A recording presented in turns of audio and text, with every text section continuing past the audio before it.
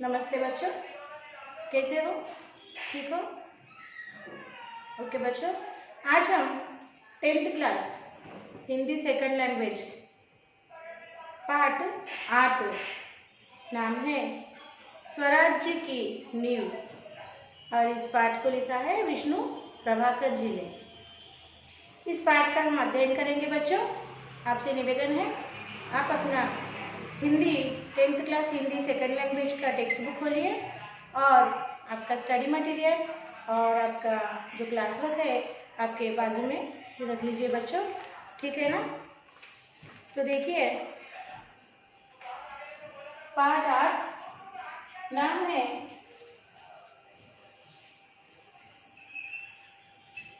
स्वराज्य की नींव।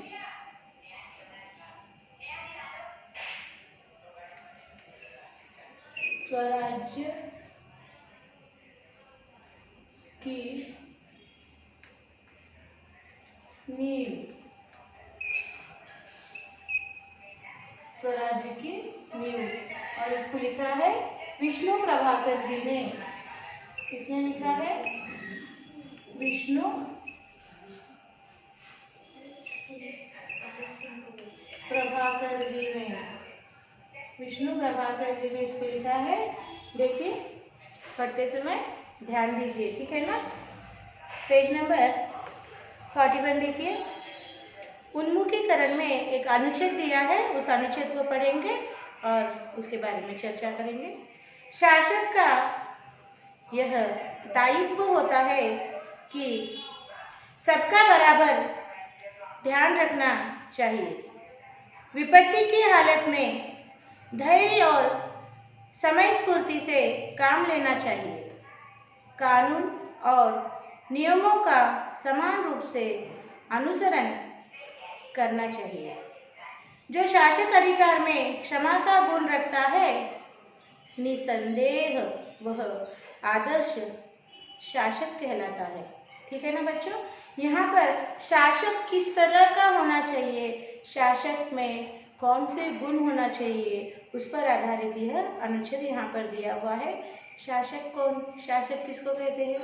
जो रूलिंग पीपल होते हैं, एडमिनिस्ट्रेटिव पीपल होते हैं, ओके, जिनके हाथ में कायदा कानून अमल में लाने की शक्ति होती है, ऐसे व्यक्ति को शासक कहा जाता है। और उसका दायित्व यानी कर्तव्य, रिस्पॉन्सिबिलिटी क्या होती है? सबको समान हक मिले, बराबर हक मिले, ओके, इक्वालिटी, ओके, सबको समान रूप से हक मिले, किसी पर भी अन्याय जुल्म न हो, अत्याचार न हो। और जब विपत्ति यानी संकट, कोई संकट की स्थिति पैदा होती है, तब धैर्य यानी करेज और समय स्फूर्ति यानी उस समय जिस स्फूर्ति से, उत्साह से उस समय जो घटना घटी है, उस घटना से हम किस तरह बाहर आए, वो उत्साह, वो स्फूर्ति आम लोगों में वो पैदा कर सके, ऐसी उसमें पात्रता हो शासक में, और लोगों का धैर्य बनाए रखे, ऐसी उसमें क्षमता हो। कानून और नियमों का समान रूप से अनुसरण करना चाहिए। शासक जो है, इसका कर्तव्य है कि ये देखे कि कानून, लॉज, ओके, अधिकार यानी राइट्स, लॉज एंड राइट्स का इक्वालिटी से यूसेज हो, उपयोग हो, यह उसे देखना चाहिए। और इन पर उसका कंट्रोल यानी नियंत्रण होना चाहिए। और कहा गया है कि फिर जो शासक होता है उसे उसमें क्षमा करने का गुण होना चाहिए, वर्च्यू। क्षमा गुण रखने वाला ही शासक उत्तम शासक और आदर्श शासक कहलाया जाता है बच्चों। एक बार इस अनुच्छेद को आप साइलेंट रीडिंग यानी मौन वाचन कीजिए। बार बार मैं आपसे निवेदन कर रही हूँ, reading is very important, okay.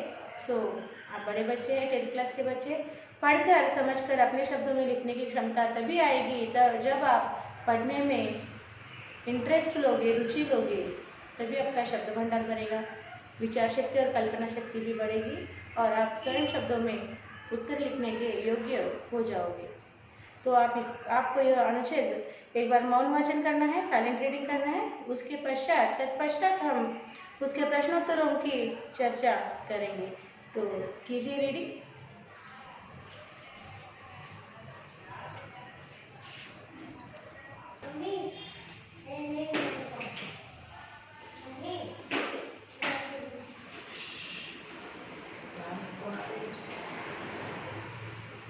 हो गया रीडिंग, साइलेंट रीडिंग हो गया, मौन वाचन हो गया।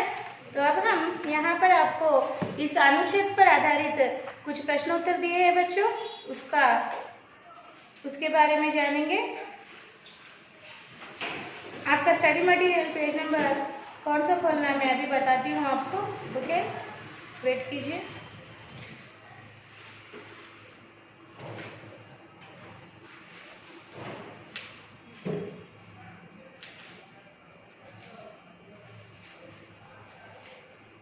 यस, हाँ, आपका स्टडी मटेरियल पेज आपको खोलना है। ओके, देखिए page number, study material page number 38, volume 2 खोलिए। ओके, हिंदी सेकंड लैंग्वेज का वॉल्यूम 2, पेज नंबर 38 खोलिए, वॉल्यूम का स्टडी मटेरियल का। यहाँ पर आपको प्रश्न दिए हुए इस तरह से देखिए, शासक को विपत्ति की हालत में कैसे काम लेना चाहिए। इसका उत्तर देखिए, इस तरह लिखना है आपको। शासक को विपत्ति की हालत में, विपत्ति का अर्थ क्या बताया था? संकट का समय, मुसीबतों का समय। ओके, ट्रबल्स, जब when the troubles occurs, that period, that time called as a some विपत्ति, मुसीबत और संकट इन द हिंदी। ओके, सो शासक को विपत्ति की हालत में धैर्य और समय स्फूर्ति से काम लेना चाहिए। इस प्रश्न का उत्तर आपको इस तरह से लिखना है। सेकंड क्वेश्चन है, आपकी नज़र में आदर्श शासक के लक्षण क्या हो सकते हैं? इसका उत्तर इस तरह लिखिए, मेरी नज़र में आदर्श शासक के लक्षण समदृष्टि, समभाव और क्षमा आदि हो सकते हैं। और अगला प्रश्न है, सुव्यवस्थित शासन के गुण क्या हो सकते हैं? इसका उत्तर इस तरह लिखिए, समता, ममता, मानवता, क्षमता, समय स्फूर्ति आदि सुव्यवस्थित शासन के गुण हो सकते हैं। इस तरह से आपको आपके स्टडी मटेरियल में दिए हुए प्रश्नों को पढ़ना है, समझना है और समझकर अपने शब्दों में लिखने का प्रयास करना। Okay, so next question, next part okay है उद्देश्य। स्वराज्य की नींव, यह पाठ आपके इस 10वीं के सेकंड लैंग्वेज के पाठ्यपुस्तक में देने के पीछे क्या उद्देश्य है, उसके बारे में जानेंगे। छात्रों को साहित्य में एकांकी विधा से परिचित कराना। बच्चों, एकांकी के बारे में आप जानते हो, नाटक और एकांकी में फर्क होता है। नाटक में अलग अलग घटनाओं का, अलग अलग प्रसंगों का वर्णन होता है और एकांकी में एक ही विषय का, एक ही सब्जेक्ट का वर्णन होता है। और एकांकी में भी पात्र होते हैं और नाटक में भी पात्र होते हैं। स्वराज्य की नींव, यह विष्णु प्रभाकर जी की एक एकांकी है, एकांकी पाठ है।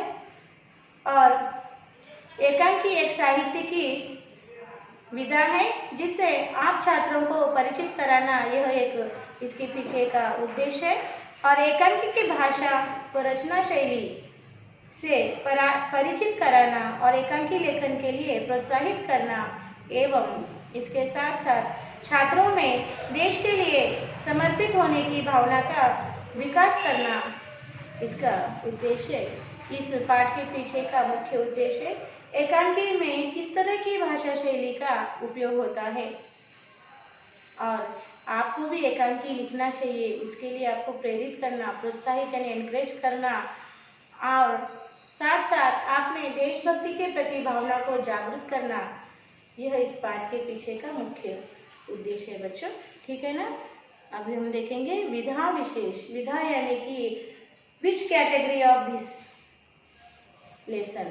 सो there are so many categories in the Hindi literature. Hindi साहित्य के कई विधाएं हैं, गद्य, पद्य, नाटक, एकांकी, कविता कविता यानी पद्य। ओके, इस तरह से हिंदी साहित्य के कई विधाएं हैं।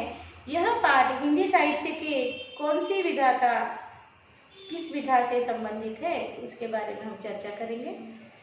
देखिए, इस पाठ की विधा एकांकी है। इस पाठ की विधा क्या है बच्चों? एकांकी। एकांकी साहित्य की वह विधा है जो नाटक के समान अभिनय से संबंधित है। एकांकी का अर्थ है एक अंक वाला। यह एक अंक वाला नाटक है। देखिए, नाटक में कई अंक होते हैं। मैंने अभी बताया नाटक और एकांकी में का फर्क क्या होता है।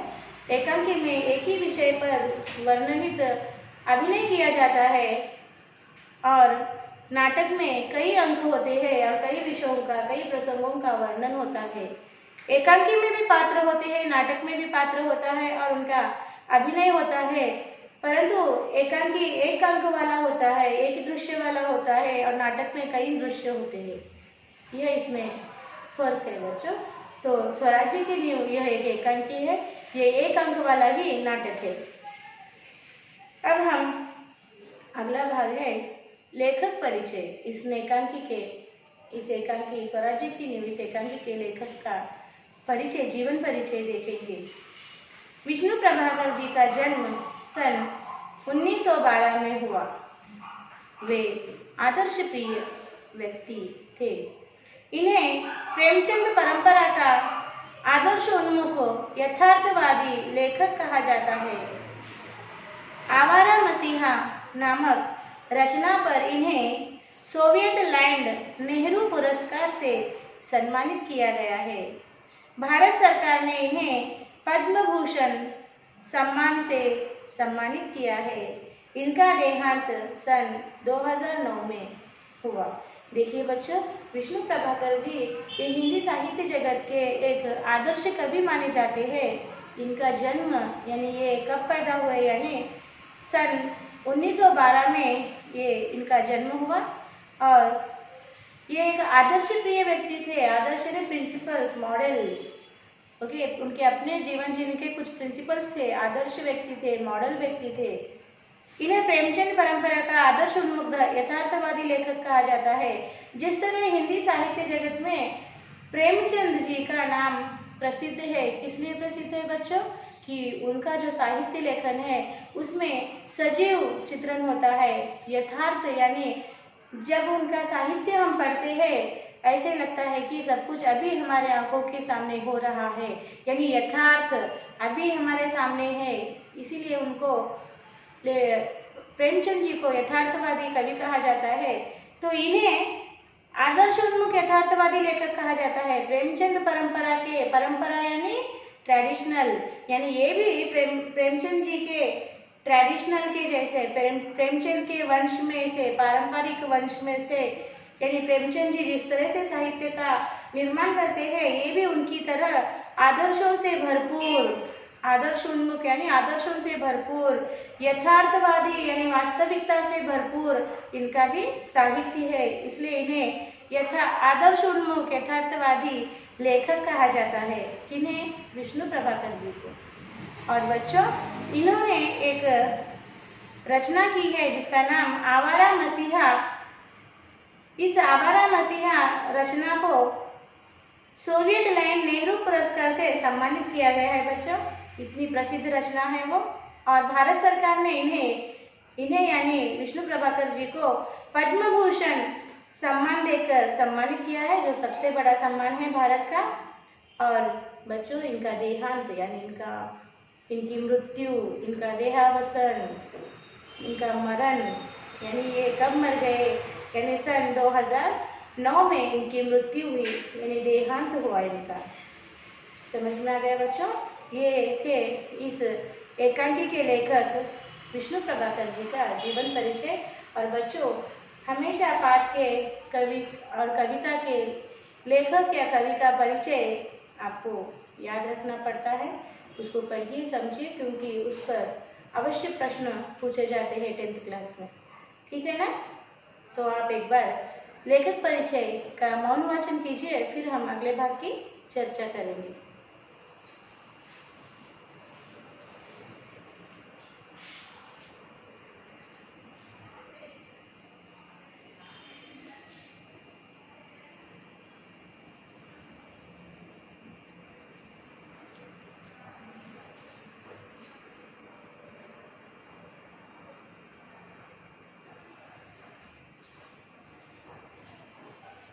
पढ़ लिया बच्चों? Very good.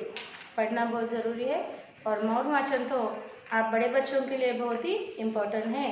मौन वाचन यानी साइलेंट रीडिंग, ठीक है। अब आप खोलिए आपका टेक्स्ट बुक, पेज नंबर 42 खोलिए। ओके, यहाँ पर विषय प्रवेश है। विषय प्रवेश में अक्सर पाठ में किस बात का वर्णन किया है या इस पाठ ये पाठ जो पाठ है पाठ्य पुस्तक में दिया वो पाठ किस विषय पर आधारित है उसके बारे में जानकारी होती है। आप देखिए विषय प्रवेश पढ़ रहे हैं, सुनिए। खूब लड़ी मर्दानी वह तो झांसी वाली रानी थी। सुभद्रा कुमारी चौहान की यह पंक्ति लक्ष्मीबाई की वीरता को प्रकट करती है। लक्ष्मीबाई ने यह सिद्ध कर दिखाया कि अबला हमेशा अबला नहीं रहती, आवश्यकता पड़ने पर वह सबला भी बन सकती है। लक्ष्मीबाई ने सच्चे अर्थों में देश की स्वतंत्रता की नींव रखी थी। प्रस्तुत पाठ में देश के प्रति उनकी कर्मपरायणता के बारे में बताया जा रहा है। बच्चों, आपको तो पता होगा, ओके, सुभद्रा कुमारी जी ने रानी लक्ष्मीबाई की वीरता पर एक बड़ी कविता लिखी है जिसकी पंक्तियां हैं, खूब लड़ी मर्दानी वह तो झांसी वाली रानी थी। इन पंक्तियों से सुभद्रा कुमारी चौहान ने यह रानी लक्ष्मीबाई की वीरता का वर्णन किया है और लक्ष्मीबाई ने खुद रानी लक्ष्मीबाई ने यह सिद्ध किया है कि स्त्री यानी औरत स्त्री को समाज में अबला कहा जाता है। अबला यानी उसमें उतनी शक्ति नहीं होती, मगर रानी लक्ष्मीबाई ने यह सिद्ध कर दिया कि स्त्री हमेशा अबला नहीं रहती, वो सबला भी आवश्यकता पड़ने पर, प्रसंग आने पर वो सबला यानी सर्वशक्तिवान बन सकती है। हमारे पुराणों में भी स्त्री को आदिशक्ति कहा गया है। बच्चों, इस आदिशक्ति कहने के कहावत को रानी लक्ष्मीबाई ने अपने कर्म से, अपने काम से सिद्ध किया है कि स्त्री सचमुच में आदिशक्ति है। वक्त पड़ने पर वह सबला बन जाती है और शत्रु का संहार कर अपने देश को, अपने परिवार को, अपने आप को बचा सकती है। लक्ष्मीबाई ने सच्चे अर्थों में देश की स्वतंत्रता की नींव डाली। उसी के बारे में रानी लक्ष्मीबाई के कर्मपरायणता यानी उनके कार्यों के बारे में इस पाठ में चर्चा की गई है। हम उसको पढ़कर समझेंगे बच्चों। अभी इसके जो पात्र है, पात्रों का नाम है, देखिए एकांकी के पात्रों का नाम है पात्र परिचय।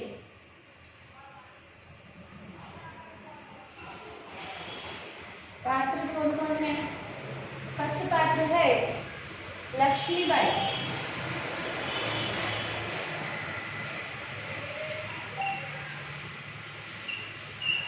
लक्ष्मीबाई। सेकंड पात्र है जूही।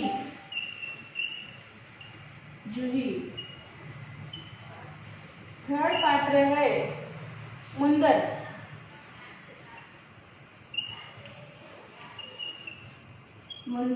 और फोर्थ पात्र है रघुनाथ राव। रघुनाथ राव।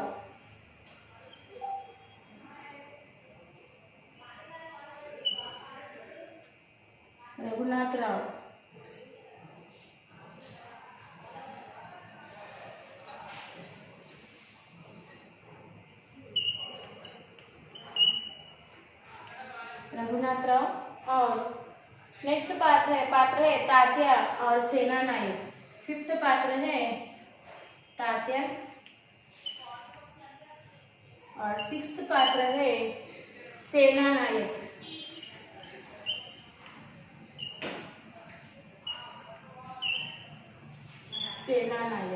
यह इस एकांकी के पात्र है बच्चों। लक्ष्मीबाई जो झांसी की रानी है, रानी लक्ष्मीबाई, जूही, मुंदर, रघुनाथ राव, तात्या और सेना नायक। यह इस एकांकी के पात्र है बच्चों।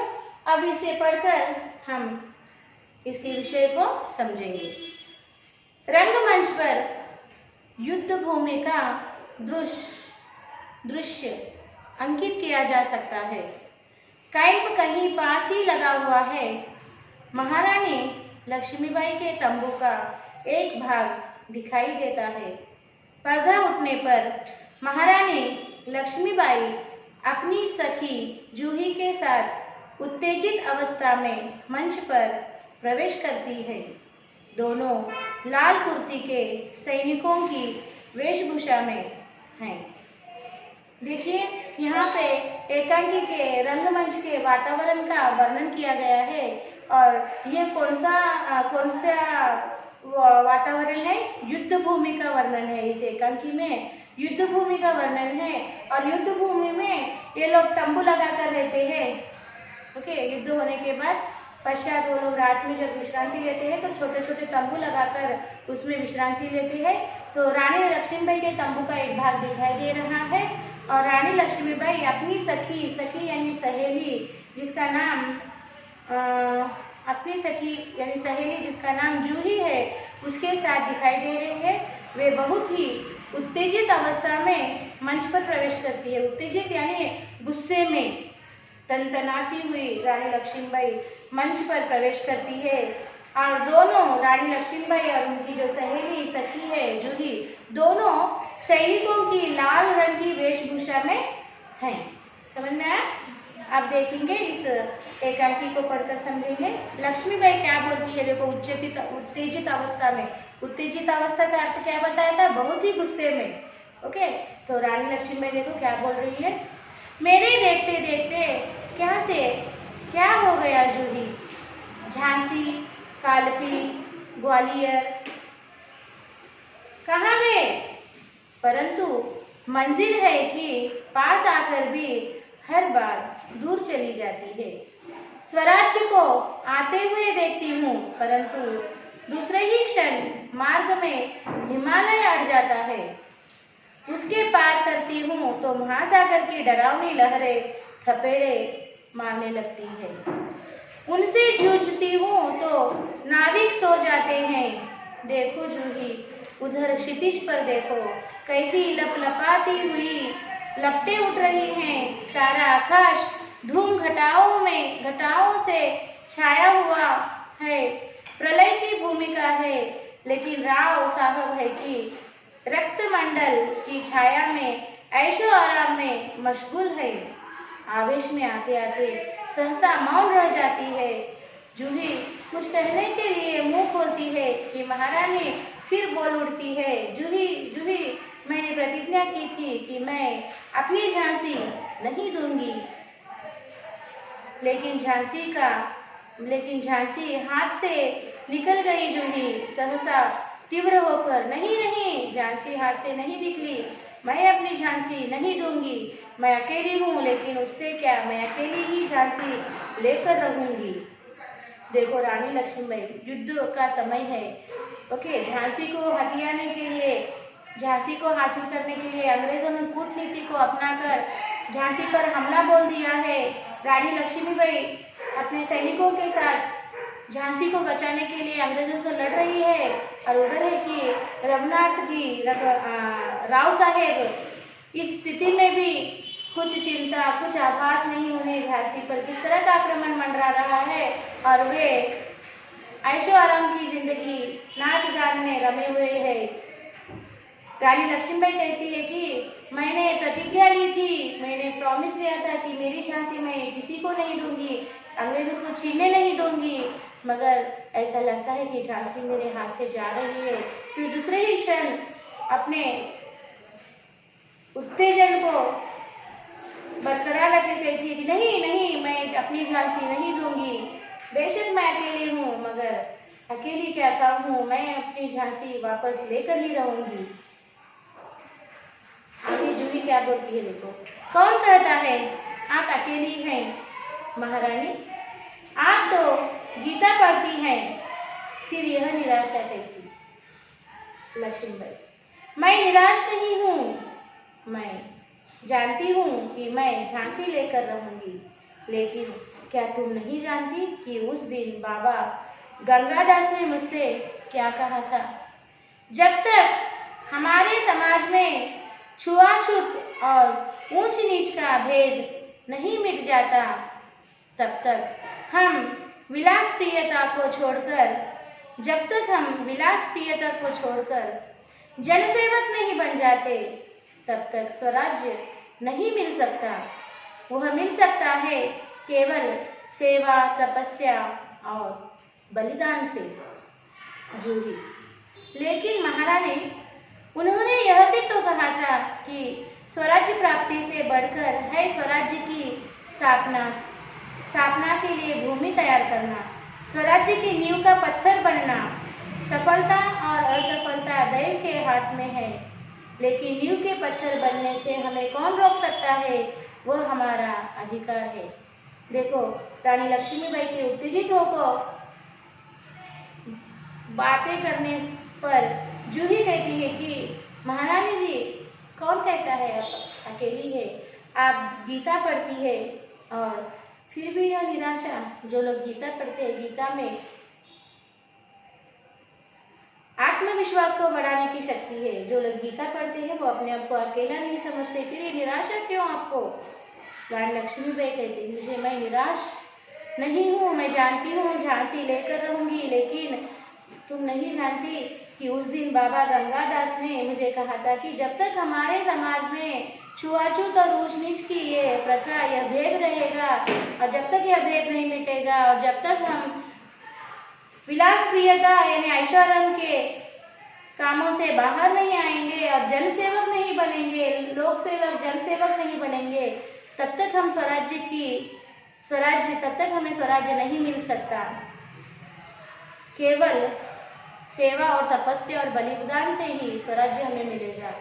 तब जूही कहती है, लेकिन महारानी, उन्होंने ये भी तो कहा था कि स्वराज्य प्राप्ति से बढ़कर है स्वराज्य की स्थापना के लिए भूमि तैयार करना, स्वराज्य की नींव का पत्थर बनना। सफलता और असफलता तो परमेश्वर यानी दैव के हाथ में है, लेकिन नींव के पत्थर बनने से कौन रोकता है? हमें कौन रोकेगा महारानी? वो हमारा अधिकार है। हम इस लड़ाई को शुरू कर हम ही इस स्वराज्य के स्थापना के नींव का पत्थर बनेंगे। नींव यानी बेसमेंट। जब घर बांधा जाता है बच्चों, यानी उसका बेस रखते हैं, पहला पत्थर रखा जाता है उसमें कंस्ट्रक्शन करने के लिए, पूजा कर पहला पत्थर रखते हैं ना, उसे नींव का पत्थर कहते हैं। तो स्वराज्य की लड़ाई को शुरुआत करके हम ही नींव का पत्थर बन जाएंगे। हमें कौन रोक सकता है इस नींव का पत्थर बनने से? वो हमारा अधिकार है। एक बार यहाँ तक आप साइलेंट रीडिंग कीजिए, फिर हम अगले भाग की चर्चा करेंगे।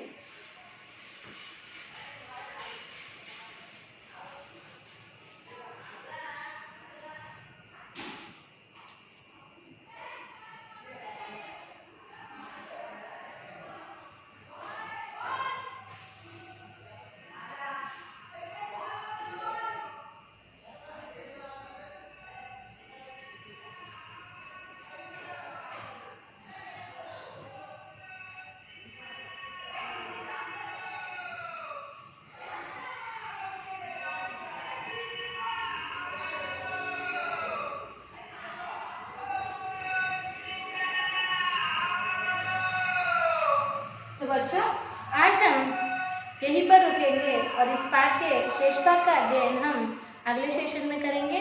तो आज का हमारा साक्षी इस तरह से है। आपको उन्मुखीकरण के अनुच्छेद पर आधारित जो 3 प्रश्न पूछे हैं, उन 3 प्रश्नों को उत्तर सहित आपके होमवर्क बुक में लिखना है। वही आपका साक्षी होमवर्क है। तो इस तरह से आपको लिखना है।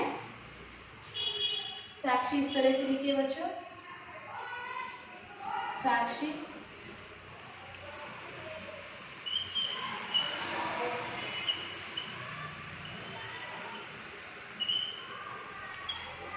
Subject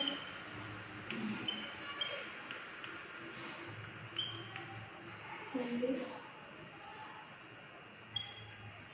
second language class 10th class, और पिछला group learn and write question answers from lesson 8 page number text book page number 41 in HW one time. So PS and here TS. यहाँ पे पेरेंट साइन लेना मत भूलिए बच्चों, okay ना। और होमवर्क लिखकर जो आपको स्कूल का मेल आईडी दिया है बच्चों, उस मेल आईडी को समय में भिजवा दीजिए। कोई पेंडिंग वर्क्स मत रखिए और सुंदर हस्ताक्षर में लिखिए। 10th क्लास हो, 10वीं कक्षा में हैंड राइटिंग का बहुत महत्व होता है, ठीक है ना। तो हम इस पाठ के शेष भाग के साथ अगले सेशन में मिलेंगे। तब तक बच्चों धन्यवाद, बाय बाय।